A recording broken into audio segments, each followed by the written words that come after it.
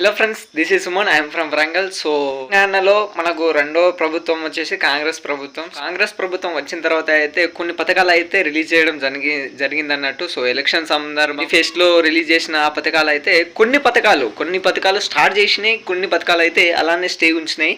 ఎందుకంటే మనకు election code కూడా రావడం జరిగింది. సో ఎలక్షన్ అయితే అయిపోయింది మే 13 నుంచి అయితే.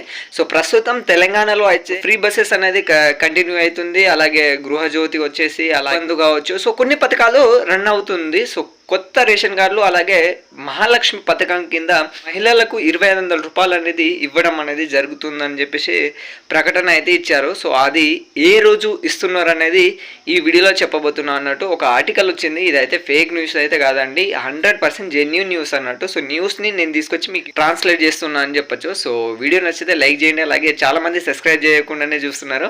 So me friends and family వాళ్ళకైతే షేర్ చేయండి, అలాగే సబ్స్క్రైబ్ చేయడం మర్చిపోండి. So let's go to video.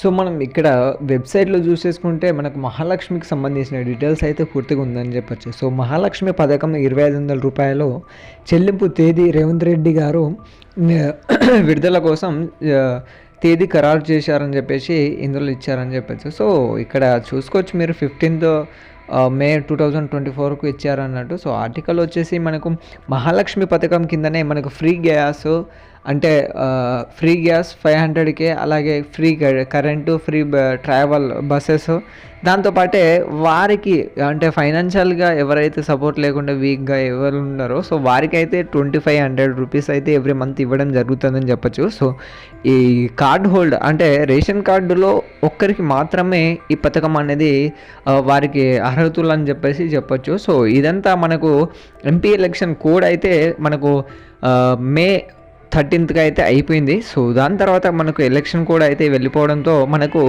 June 4th అయితే మనకు రిజల్ట్ రావడం జరుగుతుంది. అదేవిధంగా జూన్కు 2nd మనకు తెలంగాణ ఆవిర్భావ దినోత్సవం కాబట్టి ఆ సందర్భంగా ఈ అనౌన్స్మెంట్ చేయనని చెప్పేసి ఈ ఆర్టికల్లో ఉందని చెప్పొచ్చు. సో అదేవిధంగా మన న్యూస్ ఆర్టికల్ ఆర్టికల్లో కూడా నేను రీసెర్చ్ చేస్తే మాత్రము జూన్ 1st వీక్ లేకపోతే 2nd వీక్లో మనకు డేట్ అనేది ఫిక్స్ చేస్తారని చెప్పొచ్చు.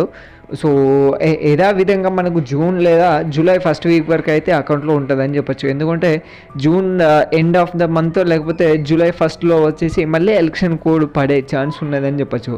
ఎందుకంటే ఎంపీటీసీ కావచ్చు, జెడ్పీటీసీ కావచ్చు, లేకపోతే సర్పంచ్ కావచ్చు, ఆ ఎలక్షన్ కోడ్ రాకముందే మనకు ఏదైతే ఉందో మహాలక్ష్మి పథకం కింద 2500 రూపాయలు అవి డైరెక్ట్గా ఆధార్ కార్డు బేస్డ్ మీదనే వాళ్ళు అకౌంట్లో నేరుగా జమ కావడం జరుగుతుందని చెప్పచ్చు. సో దీనికి సంబంధించింది మీకు దగ్గరలో మీకు ఏదైనా డీటెయిల్స్ అనేది ప్రొవైడ్ చేయాల్సి ఉంటుంది అన్నట్టు. మీ కార్యదర్శి కావచ్చు, పంచాయత్ సెక్రటరీ కావచ్చు, లేకపోతే మీకు సంబంధించిన మండల ఆఫీసర్ ఎవరు వచ్చినా కానీ మీకు మీ ఇంటి రెసిడెన్షియల్ సర్టిఫికేట్ లేకపోతే మీ పాన్ కార్డు కావచ్చు, పాన్ కార్డు కాకపోతే మీకు ఓటర్ ఐడి కార్డు, ఏదైతే ఇంటి పన్ను కావచ్చు, మీకు రెసిడెన్షియల్గా లోకల్ సర్టిఫికేట్ ఏదైనా ఉన్నా కానీ, ప్రూఫ్ ఏదైనా ఉన్నా కానీ మీరు అర్హతులు అని చెప్పచ్చు. అదేవిధంగా తెలంగాణ వ్యక్తిగతంగా ఉండాలని చెప్పేసి రేషన్ కార్డు అయితే మీకు మానిటర్ అని చెప్పచ్చు.